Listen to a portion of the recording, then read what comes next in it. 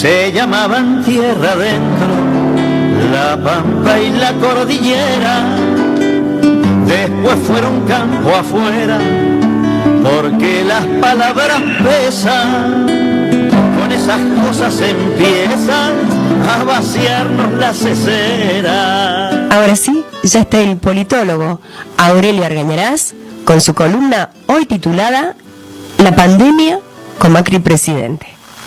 Adelante, Aurelio. Bien, bueno, vamos a tratar de hacer un examen serio de la cuestión, no de tirarle a Macri con la primera piedra que encontremos en la calle. Claro. Bueno, nunca he ocultado, lo repito por enésima vez, que hablo desde una posición tomada, pero digamos, siempre he intentado al mismo tiempo respetar lo que para mí son las leyes de un periodismo sano, digamos, ¿no? Que no hablar pavadas, no mentir y actuar con una actitud de respeto hacia el oyente.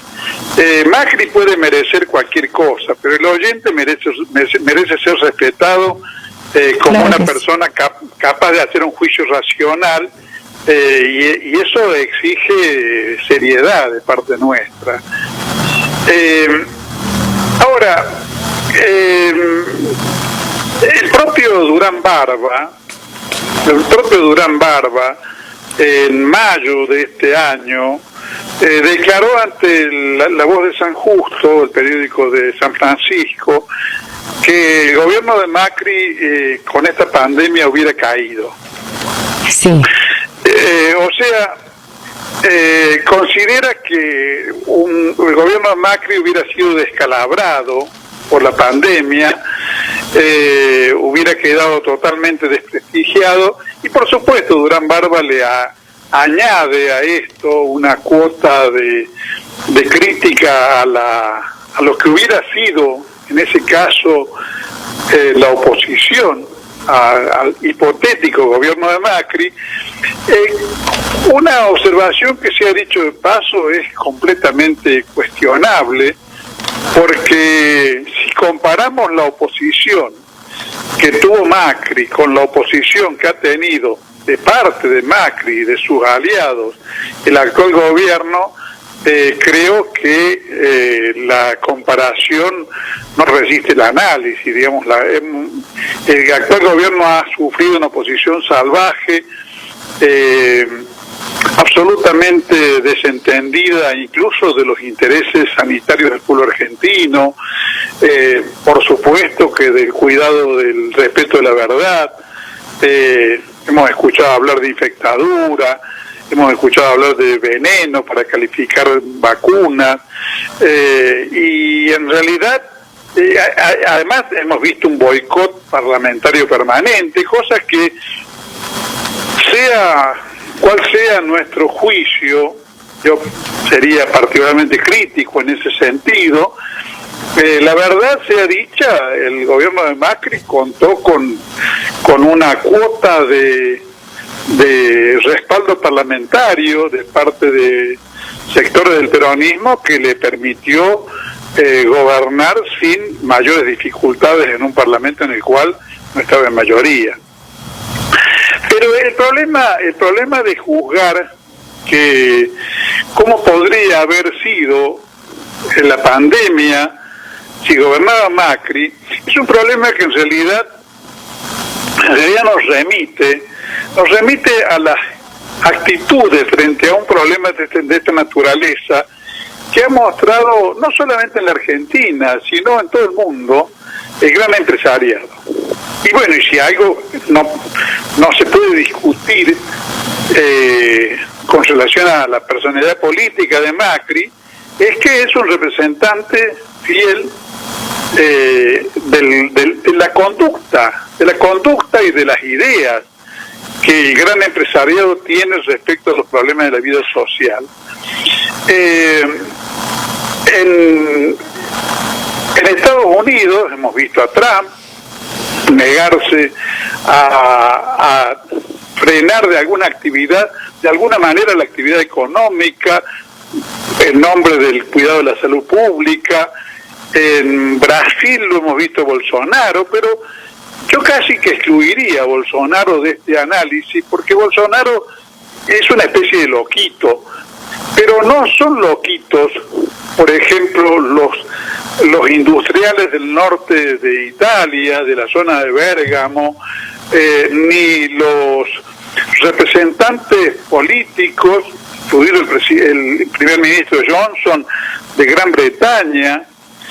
No puede ser tomado tampoco como un loquito Trump, y en todos los casos lo que hemos visto es un desdén de la importancia del problema sanitario, por lo menos en algunos casos como el de Johnson, una resistencia inicial a hacerse cargo de la gravedad del problema, en nombre de que no se podía paralizar la actividad económica. En el norte de Italia hubo una mortandad más alta que en el resto del país porque los industriales no querían parar las fábricas. De esa actitud no hay razones valederas para pensar que se hubiera apartado Macri. Macri hubiera actuado frente a la pandemia como ha mostrado en todo el planeta, y en la Argentina también. Basta recordar las actitudes de Pablo Roca, digamos, ¿no? De estar amenazando con dejar en pelotas a los trabajadores en medio de la pandemia, para darse cuenta de cuál ha sido en todo el mundo, y en la Argentina en particular, la actitud del gran empresariado. Que además se ha dicho de paso, y no solamente en la Argentina, sino a escala global, en la medida en que hemos vivido décadas de neoliberalismo, considera, y ha llevado eso a la práctica, que la salud debe ser una actividad comercial, que la salud debe estar en manos privadas, que los sistemas que el propio capitalismo en otras épocas estableció como grandes sistemas de salud pública.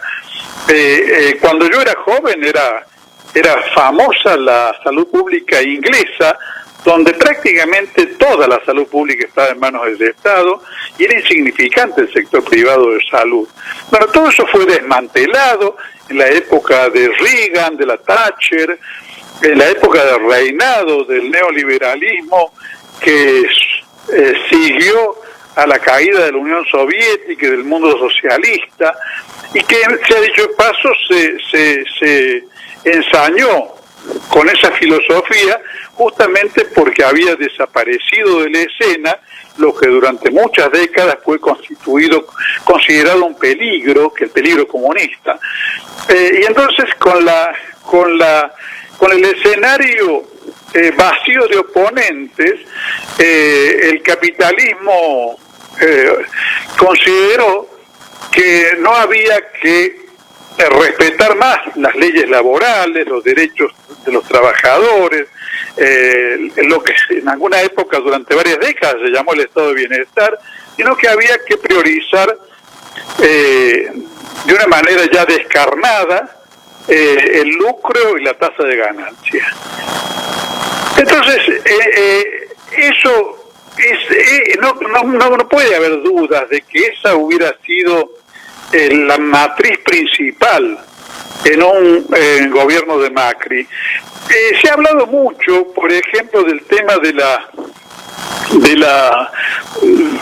baja de categoría del Ministerio de Salud, que pasó a ser una secretaría durante el gobierno de Macri.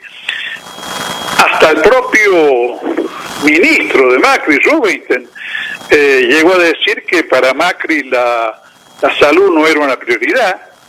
O sea que si uno quisiera aportar pruebas de desconsideración hacia los programas de salud, hasta podría citar al propio ministro Rubinstein, estableciendo con toda claridad cuál era la posición del macrismo frente a eso.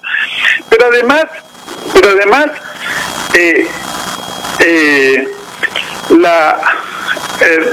la consideración de que lo prioritario, y eso lo señaló el propio Macri durante varias oportunidades, hasta que de alguna manera sus asesores le dijeron que no insistiera con esa línea, pero la idea de la gripeciña también fue sostenida en la Argentina, particularmente por Macri. En algún momento habló de que no le quitó el sueño la pandemia, en otro momento llegó a decir que el populismo era peor que el coronavirus, o sea, dio muchas muestras de desdén del problema y de cómo hubiera actuado frente a él. Por otra parte, vemos ejemplos como el caso de Chile, tan festejado por los liberales argentinos, donde se aplicó una vacuna barata, como vacuna gratuita, la Sinovac, y se reservó para los que pudieran pagarla una vacuna de mayor categoría, y creo que esos son los criterios que se hubieran aplicado en la Argentina, porque son los que indica toda la filosofía que rodea al PRO, a su círculo de grandes gerentes de empresas de capital extranjero y nacional, a sus economistas y a sus sociólogos, digamos. Ese es el punto de vista que predomina como paradigma en esa clase social y en esos círculos. Entonces, sin duda hubiéramos tenido problemas. Por ejemplo, quizá hubiéramos adquirido también a China una vacuna, pero no como la Sinopharm, que es una buena vacuna, sino como una vacuna de cuarta, como la Sinovac, y lo hubiéramos aplicado gratuitamente a los pobres, y hubiéramos traído la Pfizer o la AstraZeneca para que lo pagaran los que pudieran pagar. Y eso, digamos, está dentro de la lógica, no constituye una especie de chicana sostenerlo, porque, por ejemplo, es lo que se ha hecho en Chile, en un gobernante como Piñera, que pertenece al mismo marco ideológico, social y doctrinario al que pertenece el PRO. No cabe, creo que las propias declaraciones actuales de distintos voceros de Juntos por el Cambio hace que no constituya tampoco una chicana pensar que de ninguna manera un gobierno de Macri hubiese fijado para proteger a los trabajadores del despido en las condiciones terribles del avance de la pandemia, la doble indemnización. Si están pregonando la eliminación de la indemnización común y corriente en la actualidad, no hay razones para creer que se hubieran sentido inclinados a proteger el trabajo en las condiciones de la crisis sanitaria. Tampoco hay por qué dudar, porque es lo que hemos visto en la Cava, es lo que hemos visto incluso durante muchos meses en la provincia de Córdoba, donde hay un gobernador que también es un neoliberal, de sostener contra el criterio médico aconsejado por la inmensa mayoría de los especialistas, sostener criterios de apertura económica para favorecer la actividad económica, considerándola prioritaria respecto del cuidado de la salud de la población. Eso en todos los países del mundo donde se tuvo en cuenta como criterio no hizo más que agregar muertes y prolongar la situación de pandémica, particularmente en el momento en que no había todavía vacunas. También es claro que no hubiéramos tenido control de precios. Un control de precios que, por supuesto, tuvo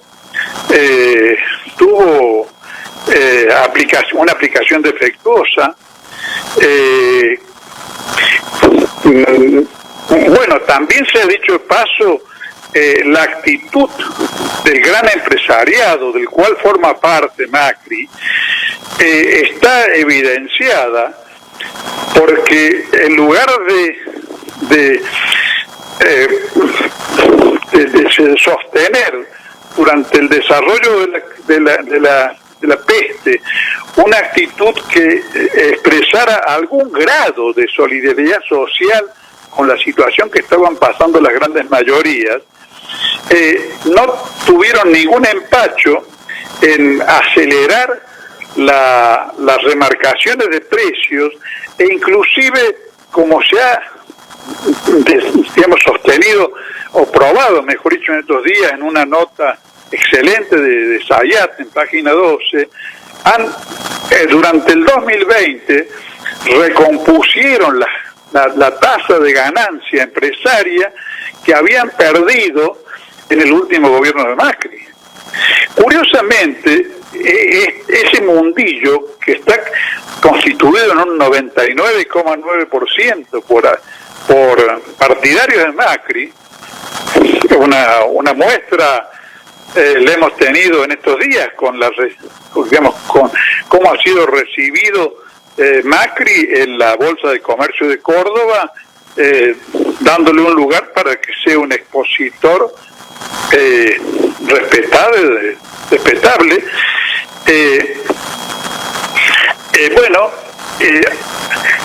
A pesar de esa posición,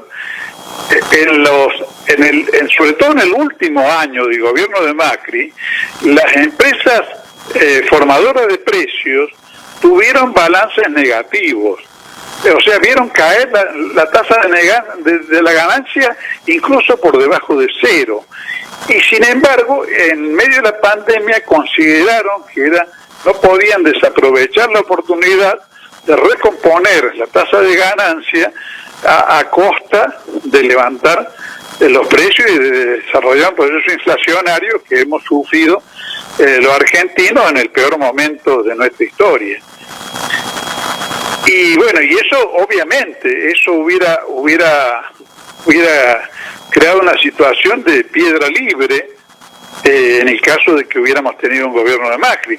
No hay ninguna razón, digamos, tampoco sabiendo los vínculos estrechos que tiene el PRO con las empresas que manejan los servicios públicos de energía y electricidad, para suponer, y de gas, para suponer que hubieran resuelto, como resolvió el gobierno de Alberto Fernández, suspender los aumentos de tarifa para no agravar la situación de las mayorías, aun cuando eso actuara, como es obvio, contra las ganancias empresarias. Por otra parte, el otro día Vidal sostuvo de una manera casi que rayana en lo ridículo que ellos no hubieran tenido problemas con el préstamo del Fondo Monetario Internacional porque internacionalmente gozan de confianza. Eso, primero, que es una mentira total, porque la situación de cierre del crédito internacional se vivió ya durante los últimos meses del gobierno de Macri. El crédito privado, justamente se acudieron al Fondo Monetario porque ya no tenían posibilidades de acceder a las finanzas internacionales privadas. Pero además, alguna vez el país, digamos, reflexionará sobre lo que hubiesen sido en estas condiciones críticas las negociaciones con el Fondo Monetario Internacional bajo un gobierno de Macri y con la pandemia como mar de fondo. Ahora hemos visto en estos meses, en la escena de las elecciones de la Cava, a una figura muy singular de la historia política argentina, económica argentina, que es López Murphy. López Murphy, como ministro de la Rúa, pretendía resolver una situación de asfixia similar a la que el país sufre actualmente con el tema del crédito del Fondo Monetario, con la privatización del Banco Nación y el arancelamiento universitario, que generó unas grandes movilizaciones del estudiantado, del mundo docente, en oposición, al punto de que el ministro se tuvo que ir en 15 días. Entonces,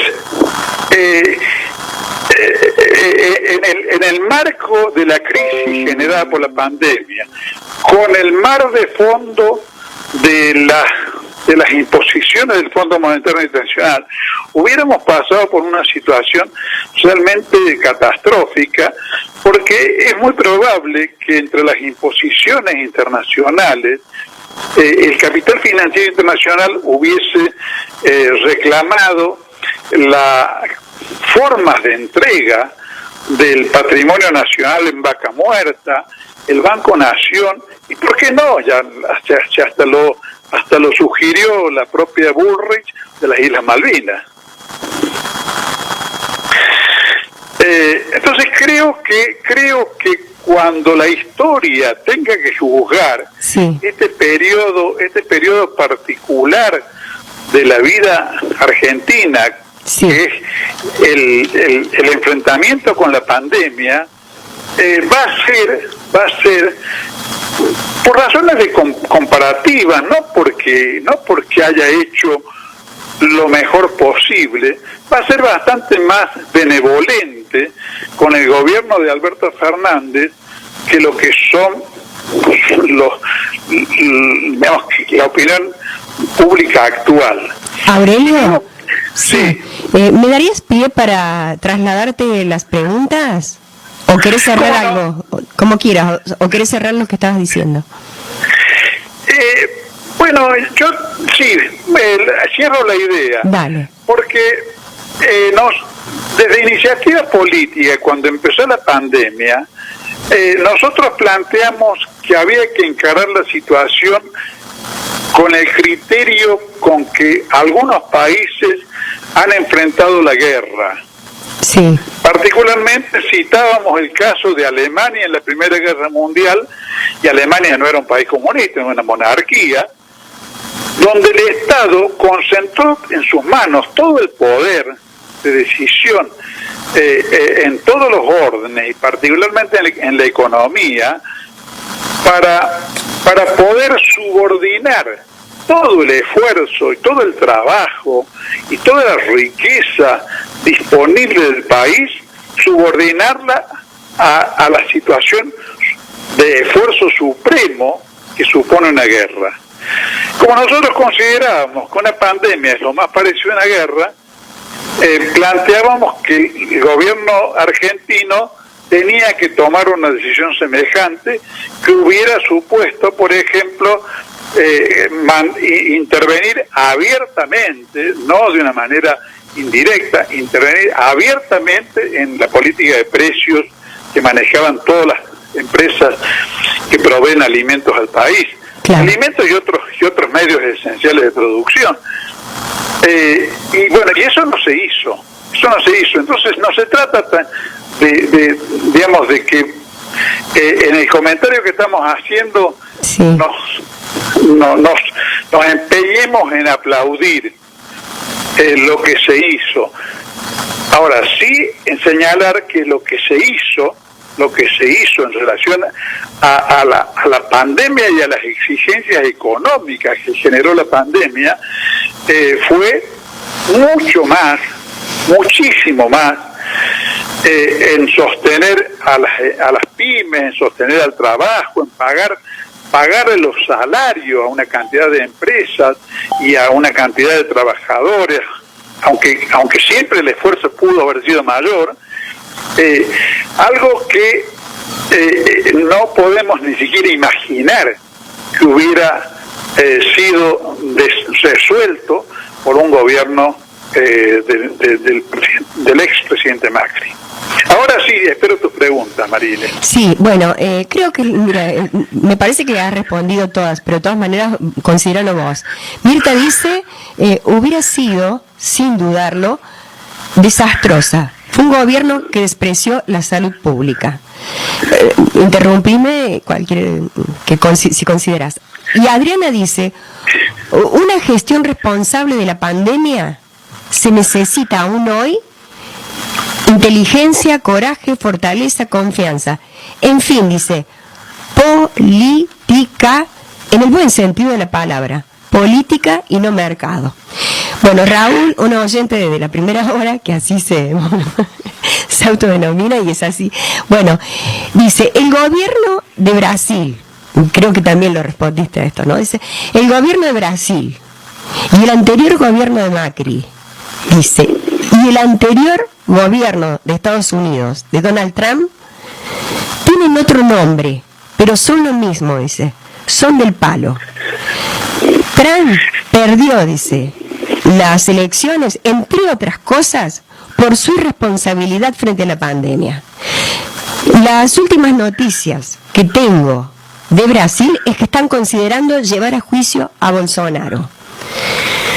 Me pregunto, nada más, si Argentina figura entre los países reconocidos por haber llevado a cabo una acción gubernamental responsable ante la pandemia, en las PASO, ¿eso no se consideró?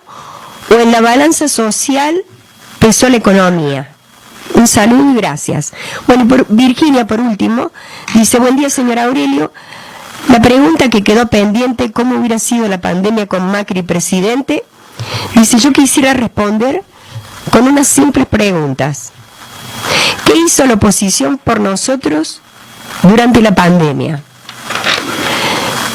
¿Se unió al gobierno para actuar con la grandeza política que se necesita ante una situación semejante? No, dice, sabiendo que estábamos todos, los que no los votamos y los que los votaron en riesgo grave de enfermar o de morir, ¿se ofrecieron a pelear contra el virus? ¿A decirle basta? ¿Se dedicaron a entorpecer, a embarrar, a provocar, a amenazar y complicarlo todo? ¿Eso hicieron? Interiormente todos sabemos la respuesta, solo que nos hemos hecho tal vez la pregunta equivocada. No quiero seguir por respeto a los que perdieron su vida por esta pandemia y por respeto a sus familias. Pero, dice, la política de Bolsonaro, la política neoliberal de Trump que aplicaron, fueron lamentablemente despiadadas. No sé, Aurelio, si tenés, creo que ha respondido, bien, me parece. Bien. Bueno, yo el único punto donde señalaría una diferencia de opinión con el oyente es en el tema justamente de los resultados electorales que hemos visto durante la pandemia. En realidad, podemos juzgar como injustos, si vamos al caso, los resultados electorales argentinos. En realidad yo he dicho en una nota donde hablo de los orígenes de la derrota del 12 de septiembre, que la historia no se caracteriza por practicar la justicia. La historia transcurre de otro modo, y a veces se desarrolla incluso por el lado malo, como decía Hegel. Pero en realidad las elecciones que hemos visto, salvo en el caso de México, hemos visto perder a todos los oficialismos en todo el mundo. O sea, la conmoción social generada por la pandemia es como que ha sobrepasado la capacidad de acción de todos los gobiernos, como en el sentido de que ninguno ha logrado satisfacer las expectativas sociales de una manera plena, ni mucho menos. A lo mejor esa era una misión imposible, porque el grado de angustia y de desesperación que acompaña una situación como esta es tan grande que es muy difícil llenarla.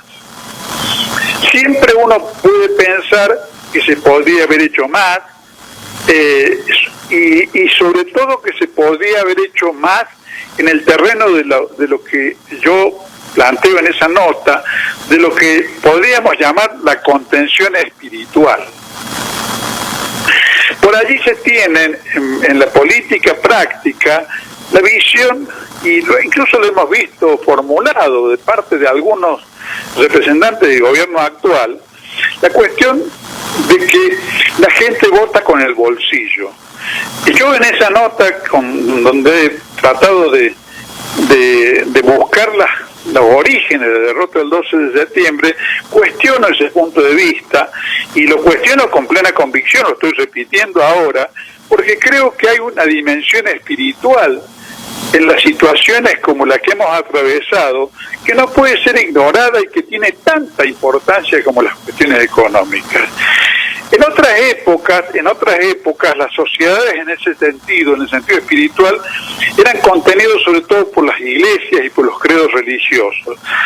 Hoy por hoy vivimos una sociedad donde la religiosidad es mucho menor y los sistemas de contención espiritual son mucho menores, son mucho más débiles, y bueno, ya ese fenómeno ha aparecido en la pandemia como un fenómeno significativo. Las poblaciones no se han sentido espiritualmente contenidas, han vivido en hemos vivido en una especie de soledad, apenas rodeados y en alguna medida incluso separados hasta de los vínculos afectivos habituales. Hemos vivido toda la angustia y las penurias de la situación.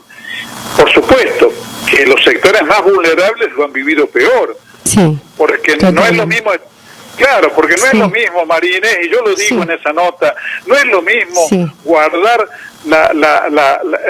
Guardarse y establecer una cuarentena cuando una familia de 6 personas vive en una habitación de 3x4, que cuando uno tiene una casa donde cada uno tiene un dormitorio. Entonces, bueno, toda esa situación de alguna manera la hemos atravesado todos sin que aparecieran elementos de contención espiritual. Y eso ha dañado los oficialismos en todo el mundo.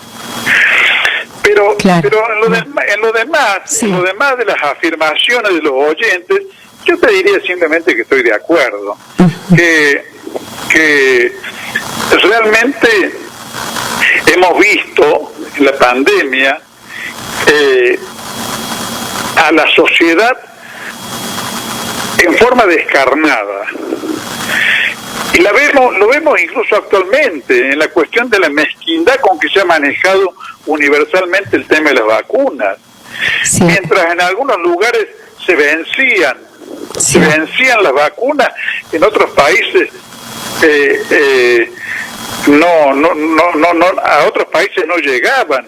Mientras en todo el mundo desarrollado y en los países de ingresos medios, inclusive como la Argentina, estamos hablando de la tercera dosis, hay poblaciones sí. En el mundo donde solamente se ha vacunado el 3% de la gente. Sí, totalmente. Y mientras tanto aparecen las especulaciones de los laboratorios, completamente desentendidos del interés humano y solamente preocupados por sus patentes y sus negocios, y eso nos devuelve la imagen de una sociedad realmente repugnante, que es la sociedad actual en la que nos toca vivir en condiciones en muchos sentidos infrahumanas. Y eso, bueno, eso es así. Y en ese marco uno podría decir que la Argentina no estuvo entre los mejores, pero tampoco estuvo entre los peores. Pero se privilegió, digamos, el Estado a disposición digamos, de su pueblo y privilegiando la salud. Se privilegió la salud y se privilegió sostener ciertas estructuras sociales hasta donde era posible en condiciones de extrema debilidad económica, porque esas eran las condiciones del país. Y dentro de esas condiciones no deja de ser un mérito que la Argentina haya sido el país que más haya preservado el empleo en América Latina durante la pandemia. Bueno, Aurelio, ¿estamos cerrando, te parece? Estamos cerrando. Bueno, te mando un abrazo y bueno, y por supuesto con la gratificación de haber logrado, ¿no? Concretar la columna de este sábado. Bueno, yo también me alegro. Bueno, chao, Aurelio. Bueno, hasta el sábado que viene, gracias.